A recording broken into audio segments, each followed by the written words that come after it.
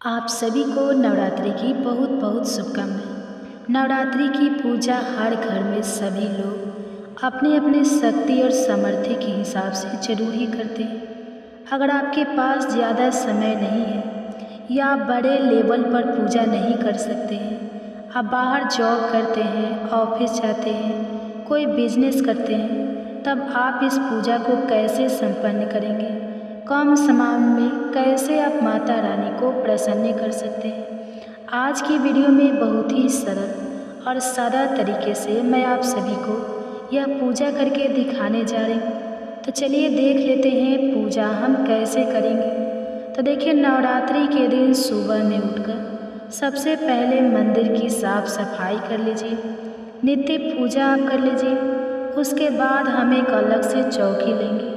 आप चाहे तो इस पूजा को अपने मंदिर घर के मंदिर में भी कर सकते हैं। तो देखिए, माता रानी को लाल रंग का जो कपड़ा होता है, लाल रंग वह बहुत ज़्यादा प्रिय होता है। तो यहाँ पर मैंने चौकी लगा दी है और उसके बाद में इसके ऊपर एक लाल रंग का आसन भी बिछा दिया। उसके बाद चावल का आसन देकर माता रानी की तस्वीर जो है उसे स्थापित करेंगे। आपके पास फोटो या मूर्ति जो भी है, आप उसकी स्थापना कर सकते हैं। उसके बाद प्रथम पूजनीय भगवान श्री गणेश को हम यहाँ पर विराजमान कर देंगे। अगर आपके पास आसन नहीं है तो आप चावल का आसन लेकर भी भगवान गणेश को विराजमान कर सकते हैं। इस पूजा में कलश बहुत ही विशेष महत्व रखता है, लेकिन यहाँ पर हम बड़े लेवल पर पूजा नहीं कर रहे। तो यहाँ पर मैं सूक्ष्म कलश है उसकी स्थापना करूँगी। एक कलश में जल भर लीजिए और उसके अंदर हल्दी की एक गांठ, 1 रुपये का सिक्का, थोड़ी सी कुमकुम और धूप घास डाल करके आप इस कलश को स्थापित कर देंगे। कलश के कंठ पर मौली धागा बांध करके उसके ऊपर से एक स्वास्तिक बना लेंगे और फिर कुमकुम से इसे पूर्ण रूप से जल से भर करके इसके ऊपर में एक चावल का पात्र रखकर इसके ऊपर आप 1 रुपये का सिक्का रख दीजिए। इस तरह से यह हमारा सूक्ष्म कलश स्थापित हो चुका है। यह जो कलश है पूरे 9 दिन तक इसी तरह से रखा रहेगा। इस कलश को बिल्कुल भी हिलाना डुलाना नहीं है। अगर आपके पास में गणेश जी नहीं है तो आप सुपारी को रख कर भी पूजन कर सकते हैं, इसमें कोई परेशानी की बात नहीं है। इसके बाद में धूप और दीप प्रज्वलित करेंगे, क्योंकि यही दीपक हमारी पूजा का साक्षी बनेगा। इसके बाद में इसे तरीके से हम माता की चौकी सजा लेंगे और इसके बाद 1 लोटा हम जल लेंगे और उसमें सबसे पहले गणेश जी को स्नान करेंगे। स्नान का भाव रखते हुए 2 से 3 बार इस जल से इस तरह से जल को छींटा जाए। आप फूल से या फिर कुछ घास से भी दे सकते हैं और उसके बाद में माता रानी को भी जल से हम छींटा देंगे। और उसके बाद में भाव रूपी स्नान कराने के बाद अब हम गणेश जी को जनेऊ जो है वह समर्पित करेंगे।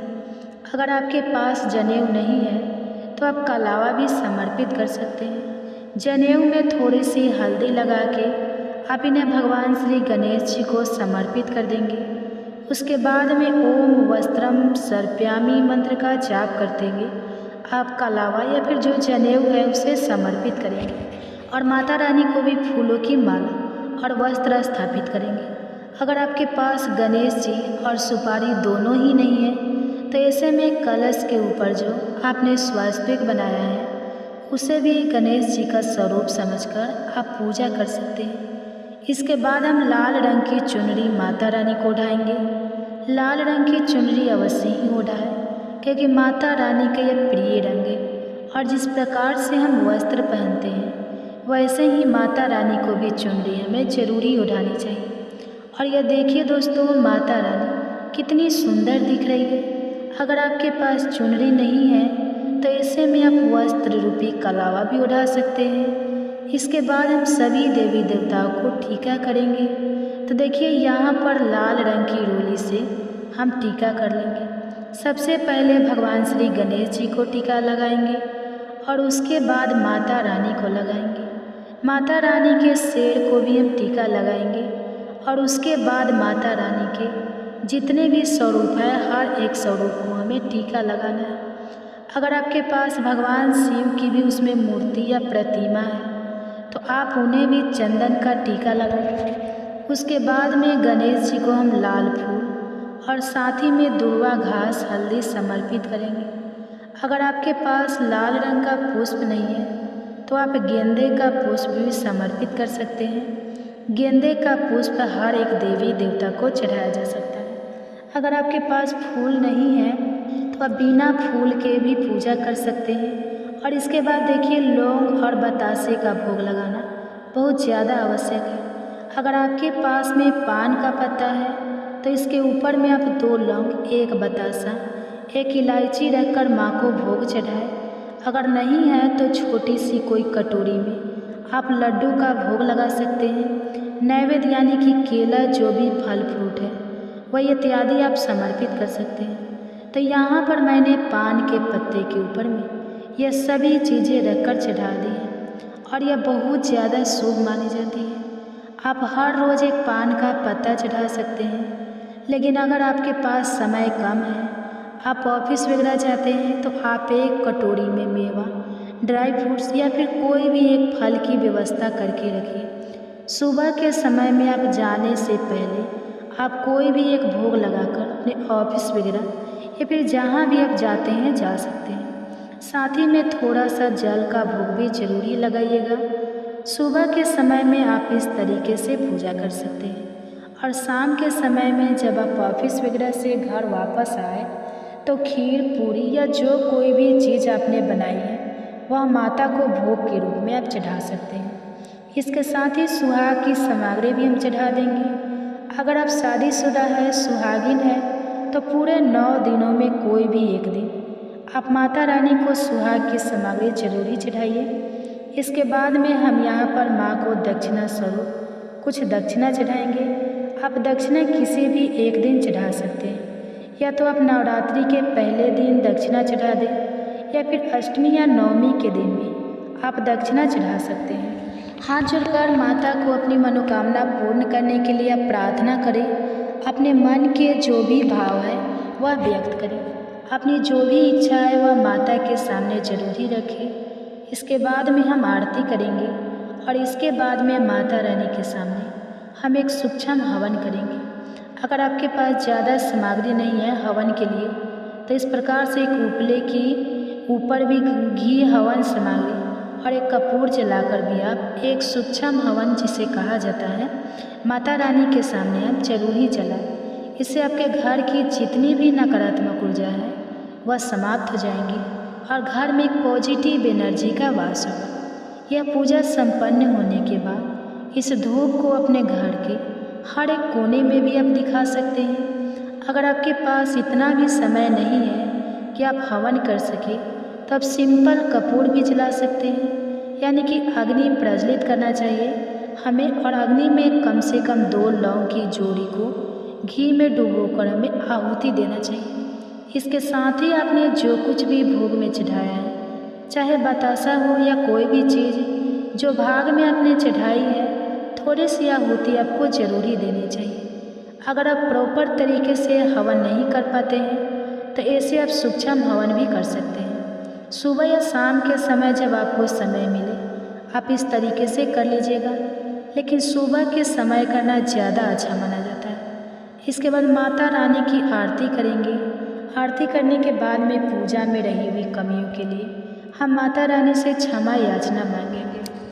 आरती जो है वह सबसे आखिरी में होती है, तो इससे पहले ही आपको जो भी पाठ करना है। ये देखिए दोस्तों, इस प्रकार से माता रानी के 9 दिनों के लिए अलग अलग 9 प्रकार से पाठ होते हैं। आप हर दिन एक एक पाठ कर सकते हैं या फिर आप दुर्गा चालीसा का पाठ कर सकते हैं। आप अपनी श्रद्धा और समय के अनुसार जो आपको ठीक लगे आप जो है किताब से किसी भी प्रकार से आप पाठ आदि कर सकते हैं। अगर आपके पास पाठ करने का भी समय नहीं है तो आप 108 माला का जाप भी कर सकते हैं। पाठ का विशेष महत्व होता है।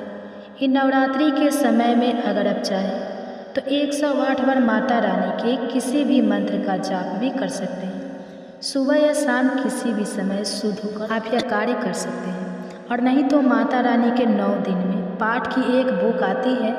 ये देखिए, इस प्रकार से हम मार्केट में आपको बहुत आसानी से मिल जाएंगी।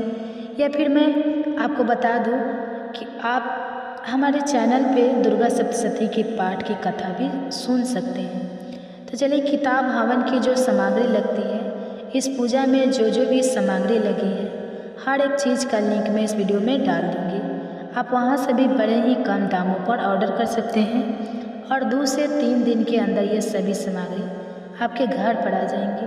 तो आप इस तरीके से भी हर एक सामान को नवरात्रि आने से पहले ही जुटा कर रख सकते हैं। यानी कि जो भी पाठ आप करेंगे, अपनी सुविधा के अनुसार से एक दिन पहले ही संकल्प ले लें और उसी तरीके से पूरे 9 दिन आप चलते रहेंगे। पूजा पाठ कंप्लीट होने के बाद में हाथ जोड़कर पूजा में रही कमियों के लिए क्षमा याचना जरूर ही करेंगे और माता रानी का आशीर्वाद प्राप्त करने के लिए प्रार्थना करें।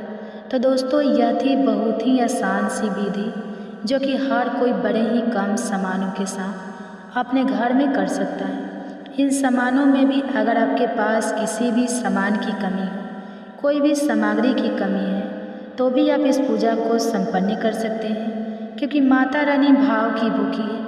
आप भाव रूपी किसी भी सामग्री को चढ़ा सकते हैं, माता रानी उसे स्वीकार जरूर ही करेंगे। आपके मन में किसी भी प्रकार का कोई प्रश्न है तो मुझे कमेंट सेक्शन में ज़रूर लिख भेजिएगा। कमेंट सेक्शन में आपने अगर अभी तक जय माता दी नहीं लिखा है तो कंजूसी मत कीजिए, जय माता दी लिखकर वीडियो को लाइक करके चैनल अनकाव्य स्टोरी को सब्सक्राइब जरूर कीजिए। मिलती हूँ एक और नई जानकारी के साथ, तब तक के लिए जय माता रानी।